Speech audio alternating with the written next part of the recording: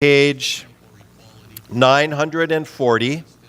Romans chapter 7, page 940 in our church Bibles. And if you are using a recovery Bible, it is page 1440. So I'm really excited about today. We're starting a new series that I have titled The Steps to Spiritual Growth. And we're going to be talking about some of the spiritual disciplines that we can incorporate into our daily life that will allow God to work change in us. We're not going to get to those today. We're really going to just kind of set it up this week and next week. But I'm really excited to share this series with you, so I hope you're able to be with us the next couple of months. Also, I have been inviting people, if they want, to read a book along with this, and we have some of those books. Are there still some down there? Some books available over there. The book is titled The Life You've Always Wanted, and it's the best book I've read on spiritual disciplines, easy to understand, relatable. And if you would like one of those books, we're selling them for the cost that we got them for. They're $12. If you want one and can't afford one and you'll take it and read it, please take one. No questions asked, okay? So we just want people to experience everything in this time as we look at this important topic, the steps to spiritual growth. And so I'm gonna start today. I'm gonna allude a little bit to the first chapter of that book, but I'm gonna start today by reading a few verses from Romans chapter 7, and we'll see if if anybody can relate to these verses. Romans chapter 7. I am going to begin at verse 15. So if you can follow along as I read. Actually, let me begin at verse 15. I don't really understand myself, for I want to do what is right, but I don't do it. Instead, I do what I hate. Skip down to verse 18. And I know that nothing good lives in me, that is in my sinful nature, for I want to do what is right, but I can't. I want to do what is good, but I don't. I don't want to do what is wrong, but I do it anyway. Say, I do it anyway. If I do what I don't want to do, I am not really the one doing wrong. It is sin living in me that does it. I have discovered this principle of life that when I want to do what is right, I inevitably do what is wrong. I love God's law with all my heart. Say, with all my heart. But there is another power within me that is at war with my mind. This power makes me a slave to sin that is still within me. Oh, what a miserable person I am. Who will free me from this life that is dominated by sin and death? Thank God the answer is Jesus Christ, our Lord. All right, we're going to stop there. So there was a young pastor who was sitting in a restaurant. He was eating lunch. He opened a letter from his mom, and he had just gotten it with the mail that morning. He opened it, and a $20 bill fell out. Thought to himself, man, that's awesome. I could really use $20 right now. Thank you, Mom. And as he finished his dinner, he noticed out on the sidewalk there was a man begging for help, and he was leaning against a light post, and the young pastor thought to himself, I bet that guy could use my $20 more than I could. So he crossed out the names on the envelope. He put the $20 in the envelope, and he wrote across the top in large letters the word persevere. So as not to make a scene, he put the envelope under his arm and he dropped it as he walked past the man. The man picked it up, read the message, and smiled. And the next day when the pastor was eating his lunch, the same man tapped him on the shoulder and handed him a big wad of bills. Surprised, the young pastor said, well, what is this for? The man replied, it's half your winnings. Persevere came in first in the 4th race at the track yesterday. Paid 30-1. Yeah. All right, we're going to have our question this morning. It's a kind of a difficult question, not to answer, but you have to be transparent. And so I'm hoping a few of us can help get us started. A few of you could help get us started. Do you know what it is to be disappointed in yourself? Do you know what it is to be disappointed in yourself? So we already got a hand up. If you would like to answer, you stand up, speak directly in the mic, and give us a brief answer. Hello, family. I'm Alan, and I struggle with chemical dependency. Hi, Alan. Yeah, absolutely. I know what it is to be disappointed in myself. Due to my own shame and my own ego, I took myself out of this church for 6 months, and because of that, I had a lapse. And yeah, I was very disappointed in me. It took a lot for me to humble myself enough and to realize that this is my spiritual family. This is where I'm loved. This is where I'm needed. So it took a lot for me to come back here, and you guys welcome me with open arms. Thank you. Thanks, Alan. Glad you're here. Yeah, I'm Clifford Jr. Butcher. I'm a recovered addict, but I've been disappointed in myself a lot of times because I don't really get things to go my way, and when you don't get things to go your way, you get really disappointed.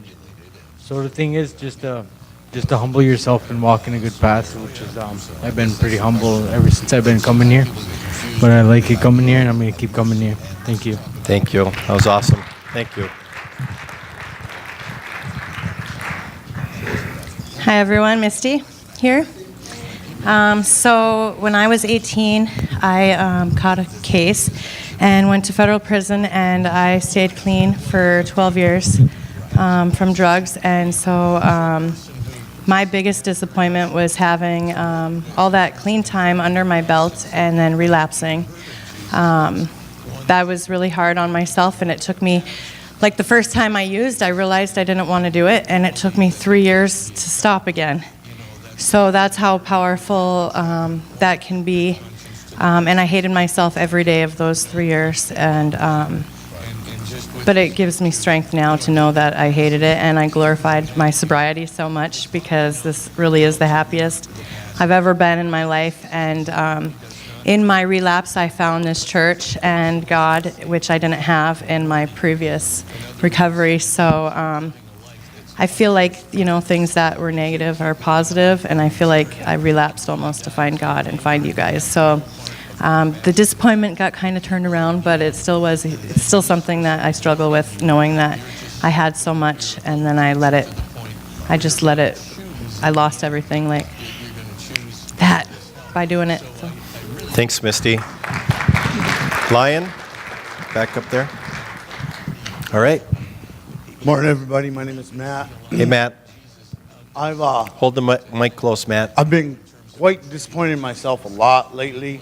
I let a lot of things get in between me, my spirituality, me, my faith, me, and who I am. I went to federal prison twice. I got out, was clean. Got into an issue with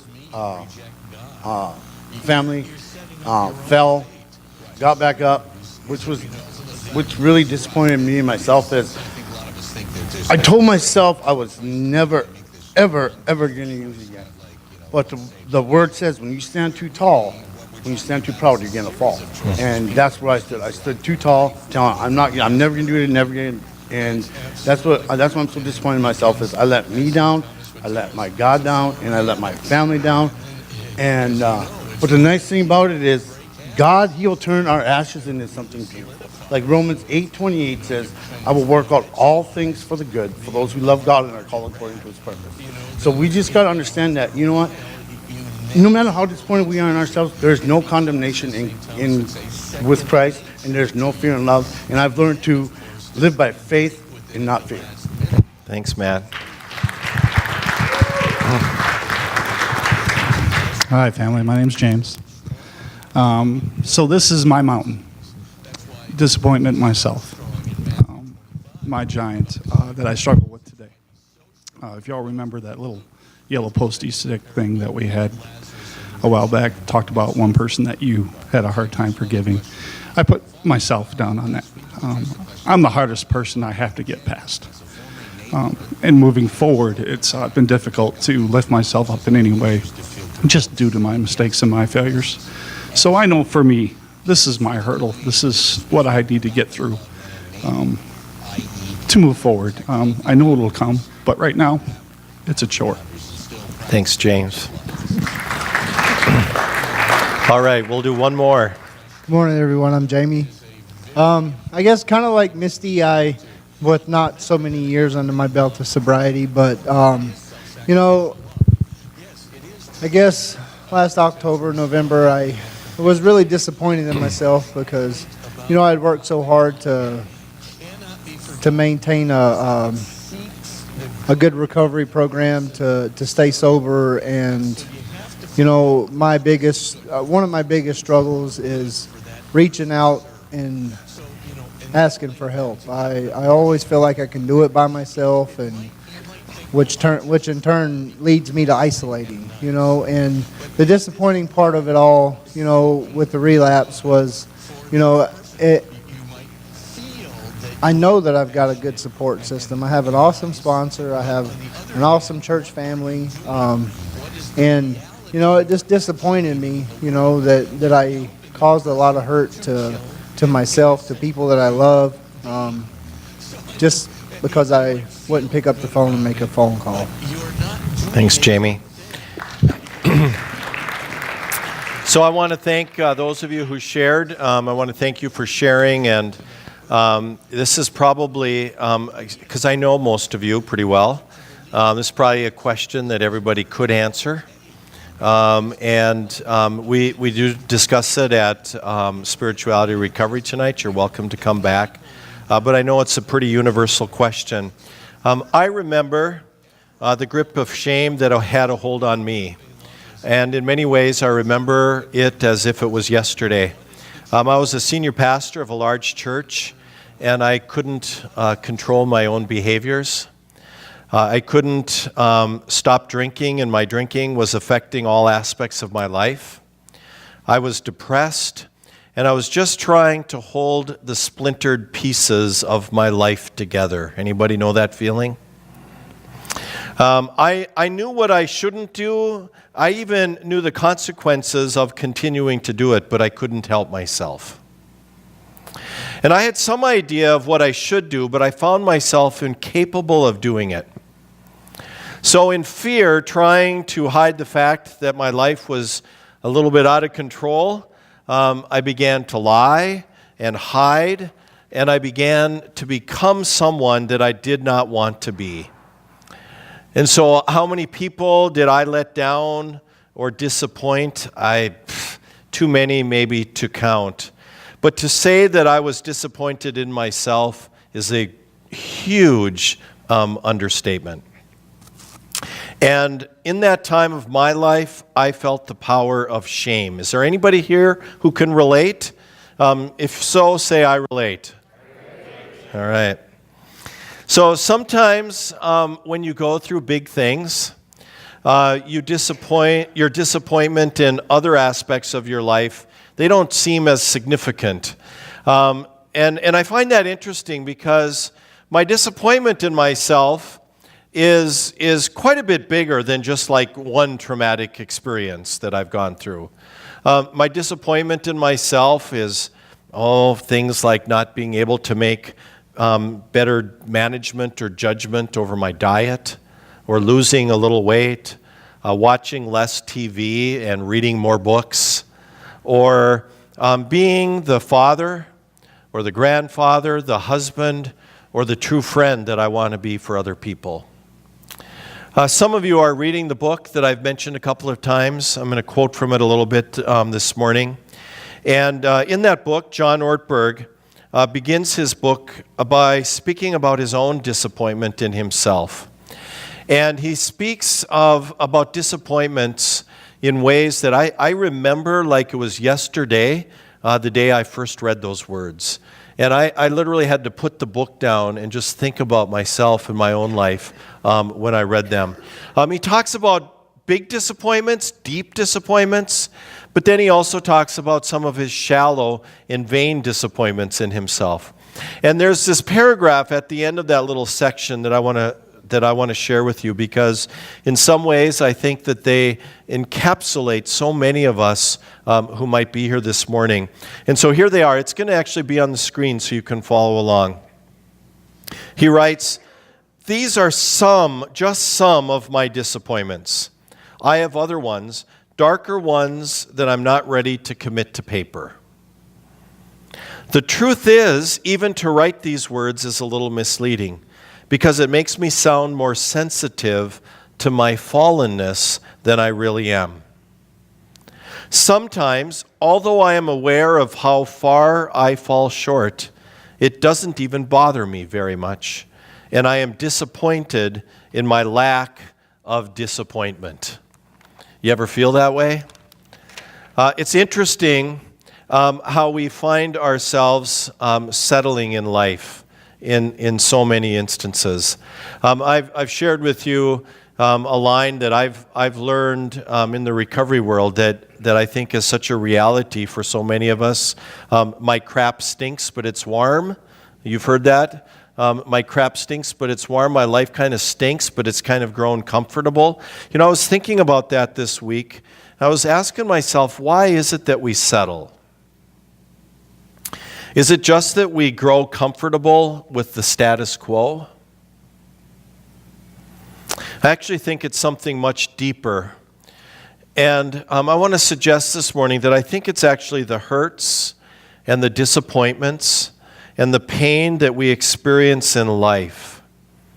And I think that what happens is we begin to find that those things that we go through in life begin to break our spirits. And whether my pain is self-inflicted or just part of life, being a human being on this earth, our experiences begin to cause us to settle for something less than what we were created for, and something less than what we could be. You know, today's research shows that traumatic experiences have great effects on our brain functions, especially those traumatic experiences that we have at young ages. The availability of mind-altering chemicals, combined with our understanding today of the disease of addiction, has left us in a mental health crisis in many ways in this country and in the world. We have more stuff today. We have more things, we have more technology, and more potential than ever before. And yet study after study seems to indicate that we are more depressed, more anxious, more overwhelmed, in some ways more messed up than ever before. And if you have found yourself trapped in a cycle at all of giving yourself messages that seem to tear you down as opposed to build you up, then you are certainly trapped in this cycle of settling. If you have been told and now you tell yourself that I'm never going to amount to anything, that you're only going to be a failure, that you are no good or no good at anything, then you know exactly what I'm talking about. And so I want to ask you this morning, are you settling? Turn and reach out to somebody, touch them on the arm and say, are you settling?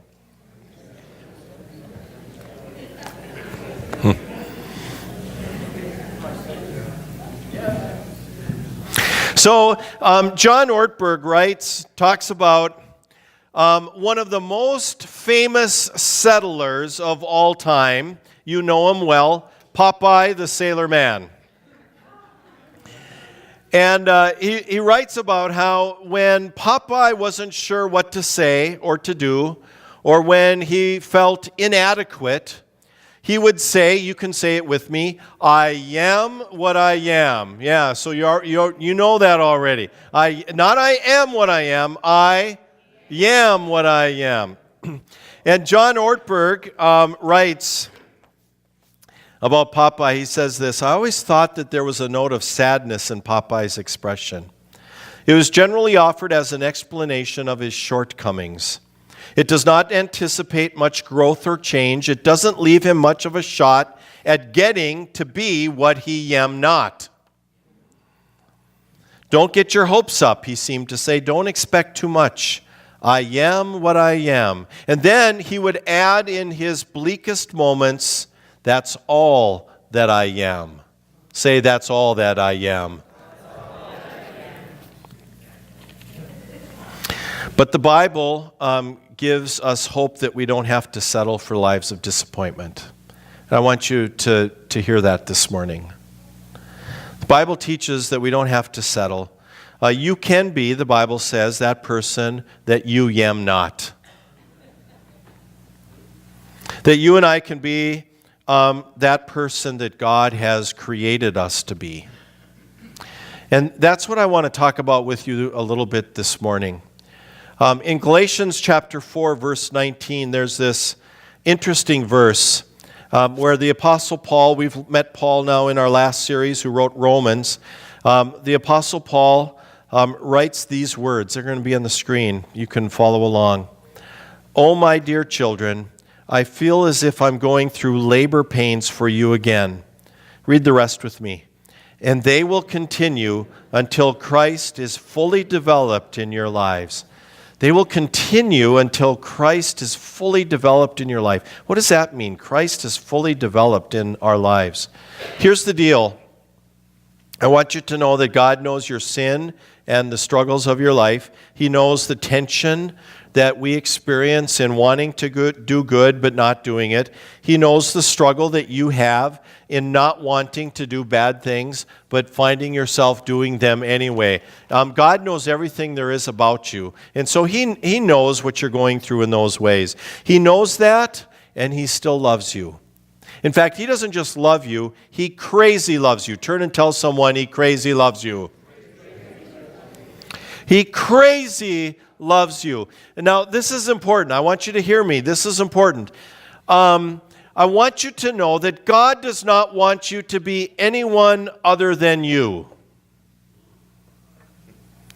And some of you need to hear that because we kind of get in our mindset that I got to be somebody else. I have to change myself in order for God to accept me, or I need to change myself and able to kind of manage life. Here's the deal. God doesn't want you to be anybody but you, the person that he created, and the person that he is creating inside of you. One more time, Galatians 4:19. "Oh, my dear children, I feel as if I'm going through labor pains for you again, and they will continue until Christ is fully developed in your lives." So I want you to know that you don't have to be the person who settles. In fact, you are not the person who settles. You are not the sum of your mistakes or life issues that brought you here. You are God's masterpiece created in his image. And he calls you to become the person that he has created in the first place and the person that he wants you to be. John Ortberg in his book quotes just a wonderful prayer by the theologian Soren Kierkegaard. You might have heard of him. And he has this wonderful prayer that I wanted us to learn today. Here it is. It's going to be on the screen. Why don't you read it with me? "And now, Lord, with your help, I shall become myself." Isn't that a great prayer? Let's say it again. "And now, Lord, with your help, I shall become myself." And so what we're talking about these next weeks is kind of returning to something that maybe a little bit more resembles what God had in mind when he created you and when he created me. And that's what Jesus wants to do when he enters your life and he begins working in your life. You know, the Bible or the New Testament talk a lot about change and transformation. And I want to share with you what I think is the best joke about transformation I've ever heard. And I think I've shared it before, so you might know it or have heard it before, but it's pretty good, okay? So I'm building you up, so I hope you find it as funny as I do. All right. An Amish boy and his father are visiting a mall. They were amazed by almost everything they saw, but especially these two shiny silver walls that would move apart and then back together, apart and back together. The boy asked his father, "What is this, Father?" The father responded, "Son, I have never seen anything like that in my life. I don't have any idea what that is." While the boy and his father were watching wide-eyed, an old lady in a wheelchair rolled up to the moving walls, pressed a button. The walls opened and the lady went in. She rolled in between the walls into this little room, and the walls closed. And the boy and his father watched these circles with numbers kind of go up above the walls and then go back down. And then as they were watching, the walls opened up again and out stepped this gorgeous 24-year-old woman. The father said to his son, "Son, go get your mother."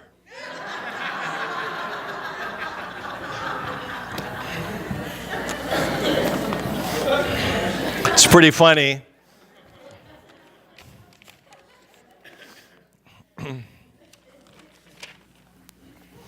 So, the book that some of you might be reading, and I this morning are going to introduce you to some Greek words. So you're going to be able to go home and tell people this week that you learned some Greek, okay? So there are a few different words that are used in the New Testament that talk about change and transformation that God is doing in our lives. They all come from the same root. And so here's the first one. The first word is morpho. Can you say morpho? Morpho means the inward and real transformation of the essential nature of a person. In other words, it's the change that takes place in a person. Morpho means, we get the word morph from that, of course, to change the internal formation, the inward formation of a person.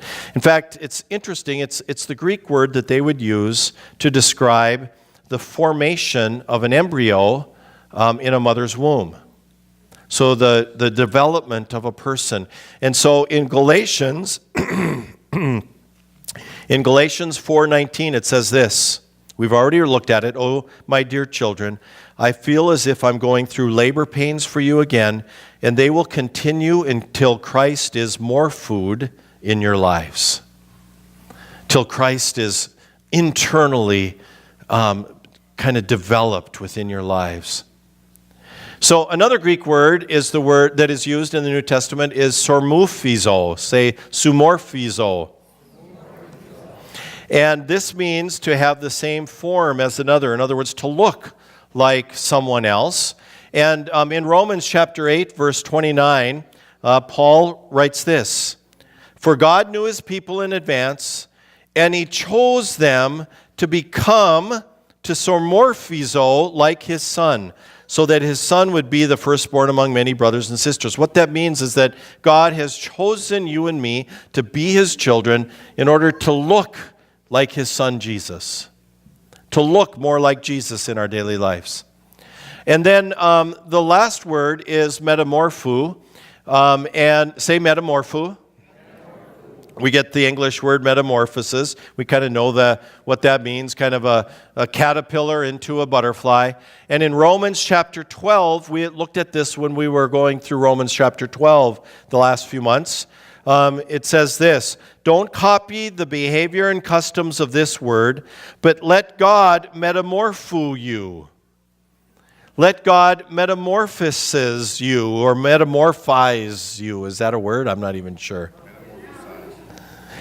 Let God transform you into a new person by changing the way you think. That's how God does it. Then you're going to know God's will for you, which is good and pleasing and perfect. So the growth and change that these verses point to mean that we are going to increasingly live as if Jesus holds sway over our minds and our bodies. Let me say that one more time. That if you are open to Jesus Christ and what he wants to do in your life, that you're going to increasingly live as if Jesus now holds sway over your mind and your thoughts and your body and your actions. So it's still you and it's still me. It's still you with your past experiences, your history, your gene pool, your temperament, your successes, your failures. That those things that still make you you, those are still there. So he doesn't change our genes. He doesn't necessarily change our past or our history. What he does is he changes something in us that begins to act differently and think differently than it used to. But as Christ works in my life, I increasingly live as Jesus would if he were in my jeans or in my shoes. Does that make sense? As Jesus lives and grows in me, I increasingly see life and people as Jesus would. I think like Jesus would. I act like Jesus would if he were in my body. So last couple of weeks, as we were finishing up our last series, I tried to visually have you think of yourself in two ways. To think of yourself as the old self and the new self in Jesus Christ. That God is making a new person in you. Now, that doesn't mean that, I still look the same, right? I look a lot like the old person, maybe a few more pounds. A little more gray hair, but I still look like the old person. I still have the same past experiences, same gene pool, all those kind of things. But Jesus is creating something different in me that now makes me look and think and act a little bit differently. And here's the deal. It would be really nice if it was like either or. That was me, now this is me. But that's not quite how it works. We already read Romans 7. Where Paul talks about how we still sometimes find ourselves knowing the good things that we should do and not doing them, or knowing we don't want to do the bad things, but we do them anyway. And I think most of us still experience that. And so here's the better way to think of it. It's like we're kind of on this growth path, and on our dying day, that's where we will be as Jesus continues to work in our life. And but we're not there yet, right? But thank the Lord that we're not back there yet anymore. Am I correct? And so, I'm not there, not where I want to be. This is where I am. Now, here's the deal. Sometimes I might be over here. And then, I don't know, something happens in life and I find myself back here. But the idea is that the more we open ourselves up to what Jesus Christ wants to do in our life, the more we're going to be growing and being changed into the likeness of Christ. So one of the important things I want you to know is that transformation is not something that you and I do. It's something that God does in our lives. We're not going to look it up today, but if you want some homework, 1 Corinthians chapter 3, Paul talks about this fact that it's not you and I who kind of do the growth in our life. It's simply it's God working in our lives. It's kind of written to the Corinthians who are having a little bit of a debate over which leader to now follow. And he says, we follow Jesus. We don't follow, leaders. So he says, I was Paul, and I planted seeds. Then he says, there was this guy by the name of Apollos. Some of you really like Apollos. He just watered the seeds, but it's God who makes us grow. It's God who makes you grow. That you can't do it. God does it. But there are things that we can do in our daily lives to open ourselves up to God's transforming power. That's what this series is about. That's what we're going to talk about in a couple of weeks. We're going to start talking about certain things that you and I can do in our daily life to allow God to make us into the person that we were created to be. So I hope you hang with me these next couple of weeks. Before I close, I was thinking about how for many of you, you probably understand pretty well this concept of God or your higher power changing you from the inside out, or in language that might be more familiar to some of you, doing for you what you could not do for yourself. In my own struggle with addiction, I learned the hard way that I could not change this thing in me by myself. I tried, but I couldn't do it. I needed God. I needed to learn that God works through other people, so I needed other people. And some of you here this morning, you may be thinking, I don't think that this kind of change is really possible for me. That I am what I am, and that's all that I am. And if that's you, if you're kind of suspicious of this whole change thing, I want to say this really clearly, but with all the grace I can muster up. You are dead wrong. You are dead wrong. Because there are miracles of God sitting around you this morning. I know that God has put inside of you His very image, His own goodness, and He knows your sins and struggles, and He still loves you unconditionally. And He loves you so much that He does not want to leave you where you are today. It would take a miracle, you say? Well, look around you this morning. There are miracles sitting around you. Miracles of God's transforming work and power throughout this room. If you feel that God has been able to do something in your life that you could not do for yourself, I want you to raise your hand.